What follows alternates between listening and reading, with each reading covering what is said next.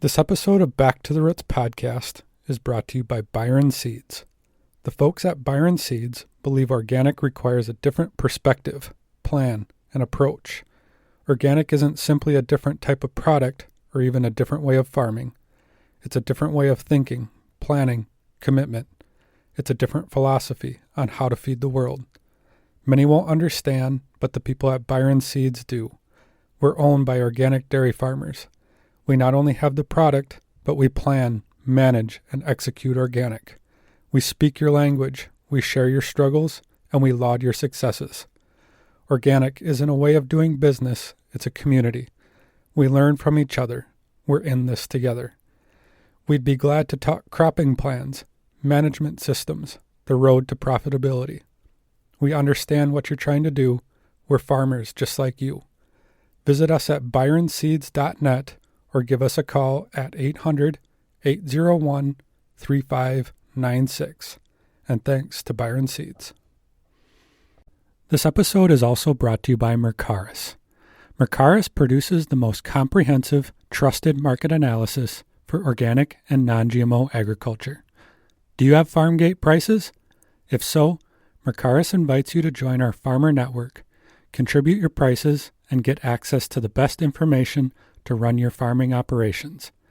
Get started by visiting us at mercaris.com/farm_gate_survey. And thank you to Mercaris.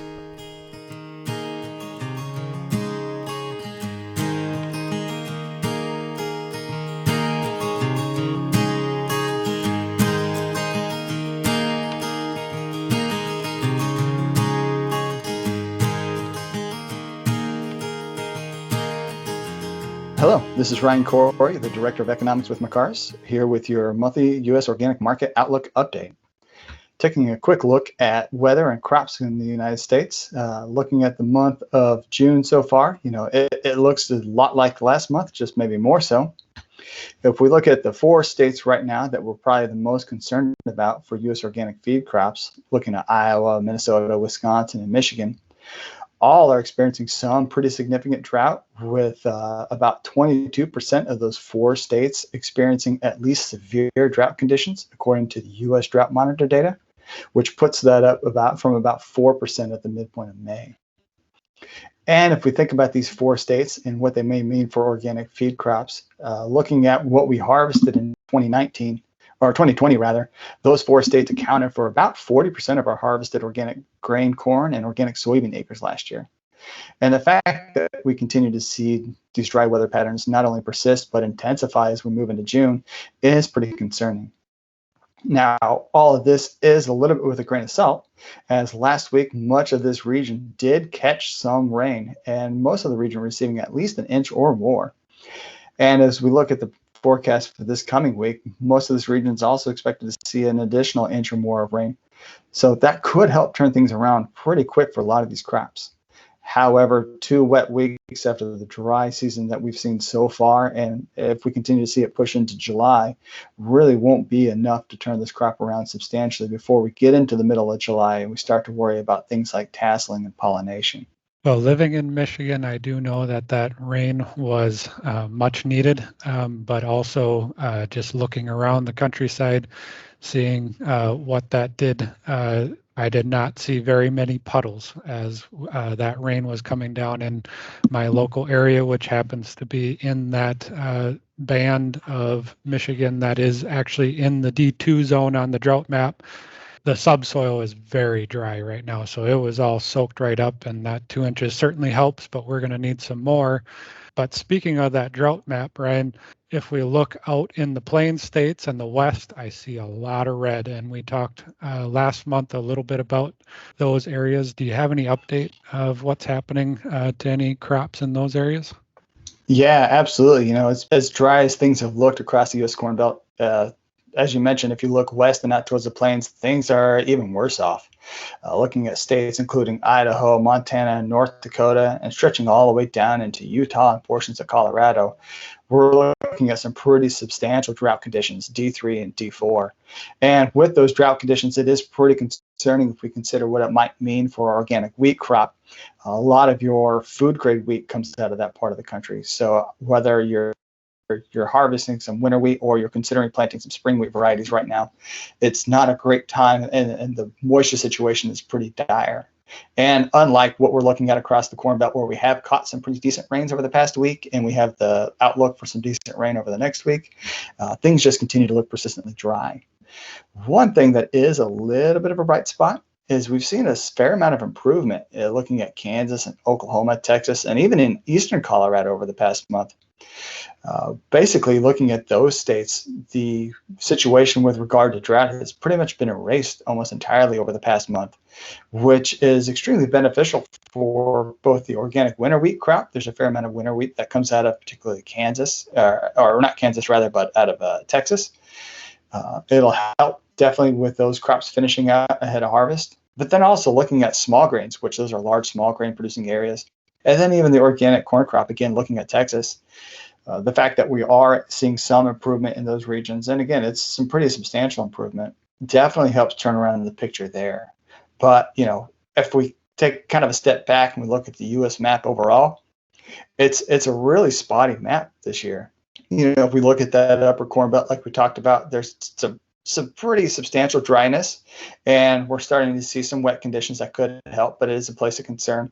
If we look out west, boy, there's a lot to be worried about, particularly if we go up into the northwest where a lot of our feed grade crops are. If we kind of move around the country, coming down into those lower plains, things are looking a lot better. And then as we look at kind of like the central Corn Belt, on the southern Corn Belt, things actually look pretty decent. We've had some pretty steady rains. I live here in central Missouri, and driving around the fields where I'm at, corn looks great. The soybeans are starting to come in really well. So as we look at how this crop's going to be impacted by weather this year, and what we're probably expecting as we move through the rest of the summer, and maybe looking at harvest, it's going to be spotty. We're going to have places where we're likely to see some really great harvests, and we're going to have some places where it's really going to struggle. And that's really going to be the case kind of regardless of the crop, whether you're looking at corn or soybeans, wheat, some of your small grains. It's really patchy right now with regard to weather and kind of what it's going to mean for production and yields by the time we get to harvest. So turning away from U.S. production and looking at foreign markets, in May, the trends we've seen in organic corn imports really just repeated themselves. Organic whole corn imports were much lower relative to the prior year, with Canada being the only foreign market to send corn to U.S. markets, while the U.S. imported less than 8,000 metric tons of organic cracked corn over the month, which is down 8% from last year's levels. If we look at really these trends that we've seen so far, whole corn and cracked corn imports continue to dwindle. I'm left asking myself the question, at what point will these prices start to create an incentive to see imports pick up? And is it possible that we'll see a ratchet up before we get to the end of this marketing year? Taking a look at organic soybeans, again, we're seeing a continuation of the trends that we've seen. They declined again in May, down to their lowest level since November of 2011. And really what we saw over May is the U.S. market didn't receive any organic soybeans from Argentina, India, Russia, or the Black Sea region over the month. The one place that we did see an expansion in trade is an increase in imports from Africa, particularly the country of Tonga, which shipped us just shy of 3,000 metric tons, which is still not a substantial amount. Overall, though, again, we're continuing to see a reduction in those imports, which is helping to escalate this tightening of organic soybean supplies we have in the U.S. markets. And then taking a look at organic soybean meal. Over the month of May, we continue to see the pace of imports slow down relative to where they were over the first half of the marketing year. In May, U.S. organic soybean meal imports were up only 11% year over year, compared to up 83% over the first half of the 2021 marketing year. And in general, if we think about where the organic soybean market sits right now, meal imports are likely to remain somewhat reduced over the remainder of the marketing year compared to the first half, particularly if we consider the fact that Indian supplies are starting to tighten up, likely following the accelerated pace that they've shipped soybean meal to us so far this year, and just the general global transportation bottlenecks that we have right now in terms of getting access to containers and shipping space and being able to ship organic commodities to the U.S.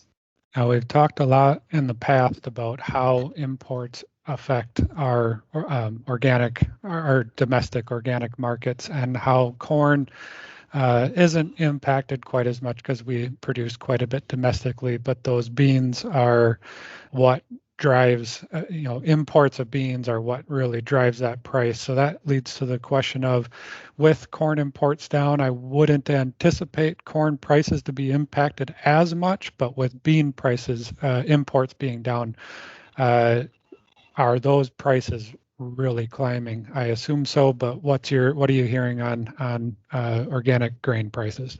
Well, looking at the results from our organic market survey, starting off with soybeans this time, absolutely. This is a story that I think everybody's been following really since July this year, or January this year, rather, whenever the NOP announced its action against India. But looking over the past month, looking at the 2-week period ending June 12th, rather, the delivered price for organic soybeans to the U.S. corn belt elevators averaged about $30 per bushel delivered, which is up about $5 per bushel from the start of May. Looking at corn is similarly up. For the 2-week period, also ending June 12th, that same price, the average price delivered to U.S. corn belt elevators, was at about $9.40 per bushel, which is up about $1 from the start of last month. And really what we're seeing in these prices is a reflection of a market that is not just tightening, but has an expectation of tighter supplies in the future. As you alluded to with soybeans, we've seen these price gains. They started earlier this year. And a lot of it is due to the fact that we are having this substantial reduction in organic soybean imports. Meal imports started off strong and they're slowing down, but the overall level of meal imports just remains phenomenal compared to where we've been in the past. But whole bean imports are down substantially. And you pair that with the fact that, we seem to be having a market where people are struggling to source beans to crush. It suggests that domestic supplies are really tight too. So it absolutely makes sense that we're seeing $30 per bushel prices if we are seeing this tightening in domestic supplies and a reduction in imports. And then likewise with corn, as you alluded to, a lot of that has to do with U.S. production. And imports help some. I think last year imports counted for something around 20%, 15 to 20% of our domestic supply. And with imports down, that definitely cuts into those supplies. But I think it's the outlook for U.S. production this year that's probably going to be the real catalyst for prices having some support over the rest of the summer and into this fall. Barring some of these risk factors that we talked about around imports, if I think about where the risks are for prices, corn, we could see imports come in before the end of this marketing year if we solve some of these logistical problems and prices remain high. And that could back prices off a little bit.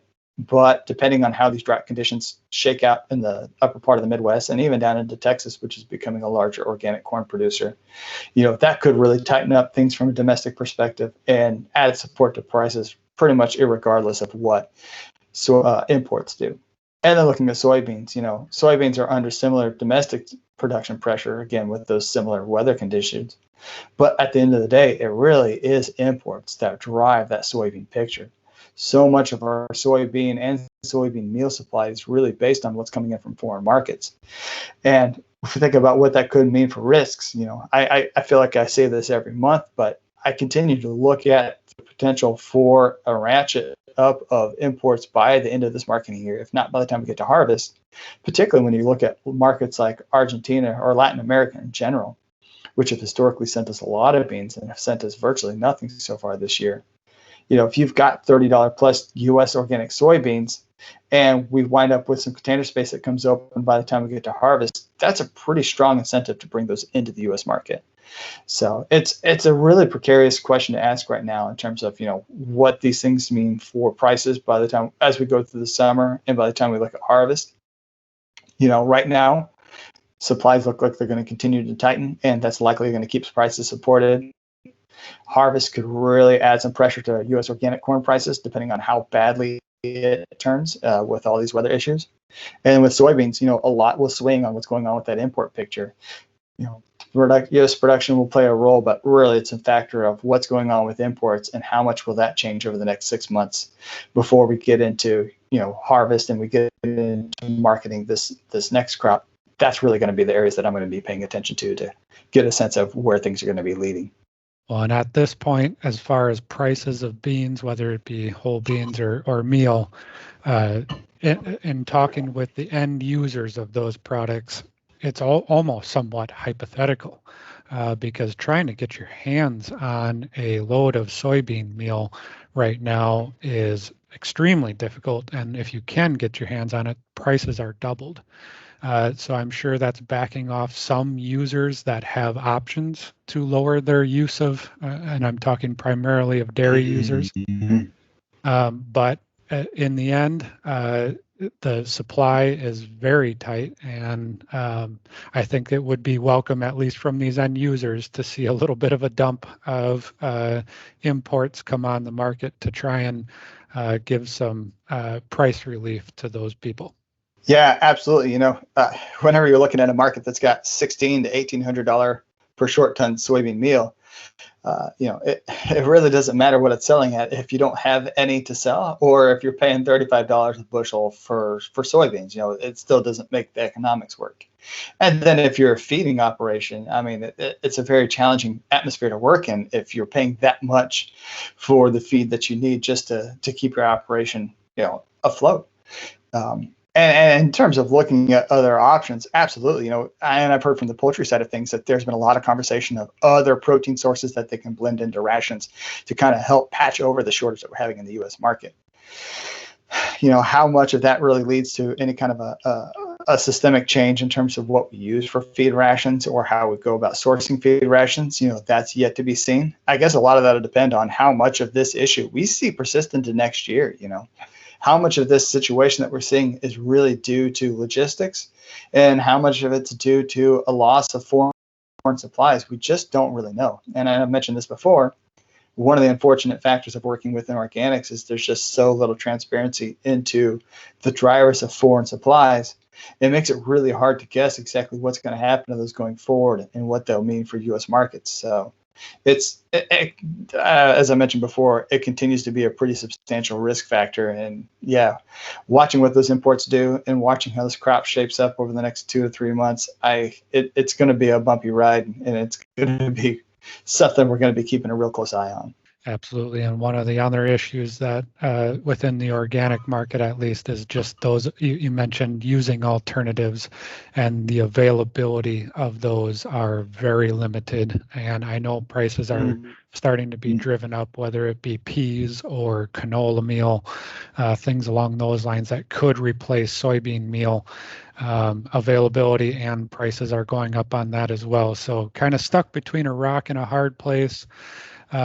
But that is certainly, beans still seem to be what, at least for sure, the poultry producers tend to want to use and are still willing to pay the higher prices to get the production out of their animals.